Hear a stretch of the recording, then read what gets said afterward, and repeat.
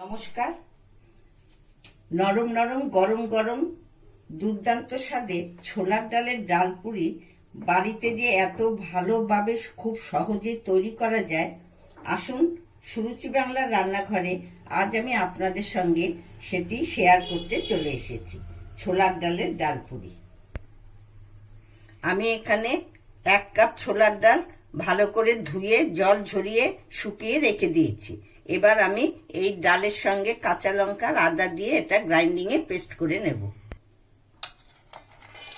ছোলার ডালটা আমি গ্রাইন্ডিংয়ে নিয়ে নিচ্ছি।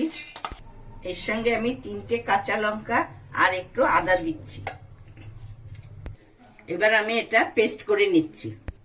আমি এই ডালটাকে এইভাবে পেস্ট করে নিয়েছি। একটু শুকনো করে পেস্টটা করবেন, বেশি জল দেবেন না। এখানে আমি 1 বাটি ময়দা নিয়েছি। এতে আমি দিচ্ছি সামান্য একটু নুন আর একটু খাবার সোডা, আর দিচ্ছি একটু জোয়ান, হাতের রগড়ে একটু জোয়ান দিচ্ছি, আর দিচ্ছি 2 চামচের মতো তেল। এবার আমি এটা ভালোভাবে ময়ামটা দিয়ে নিচ্ছি। ময়ামটা যদি মাখতে মাখতে মাখাটা যদি এরকম ডেলা পাকিয়ে যায়, তাহলে ভাববেন যে ময়াম দেওয়াটা খুব সুন্দর হয়েছে। ময়দাটা ভালোভাবে মাখা হয়ে গেছে। খুব নরম করবেন না, খুব হালকাও করবেন না। এইভাবে ময়ামটা মেখে আমি এর উপরে একটু তেল দিয়ে চাপা দিয়ে রাখছি।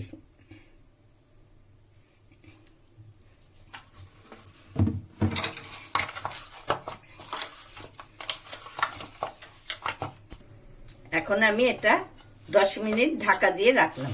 এই ফাঁকে আমি ডালের পুরটা করে ফেলছি। এবার আমি এতে দিয়ে দিচ্ছি তেল, দিচ্ছি সামান্য কালো জিরে, এর মধ্যে দিয়ে দিচ্ছি যে পেস্ট করে রেখেছিলাম সেই ছোলার ডালটা।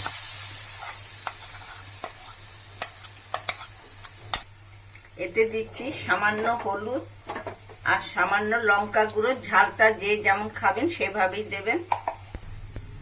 পরিমাণ মতো নুন,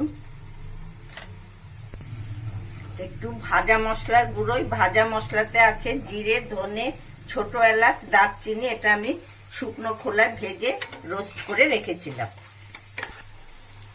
আর দিচ্ছি চিনি গুঁড়ো,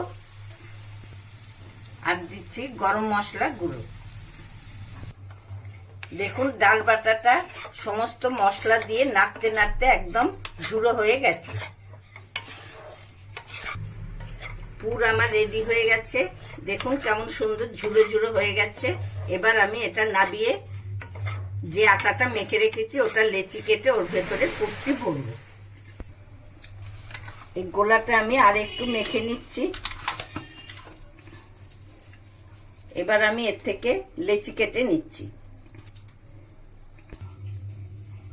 আমি এরকম ভাবে গোল পাকিয়ে নিয়েছি। এবার আমি একটু ডিপ করে কচুরির আকারে গড়ে নেব। এবার আমি এতে 1 চামচ পুর দিয়ে দিচ্ছি। বেশি পুরও দেবেন না, আবার কমও দেবেন না, পরে বেশি দিলে বেলার সময় ফেটে যেতে পারে। পুরটা ভরে এরকম পুরির আকারে চেপে চেপে দেবেন। তারপরে চারধার থেকে নিয়ে এরকম গোল করে আলতো করে চেপে দেবেন।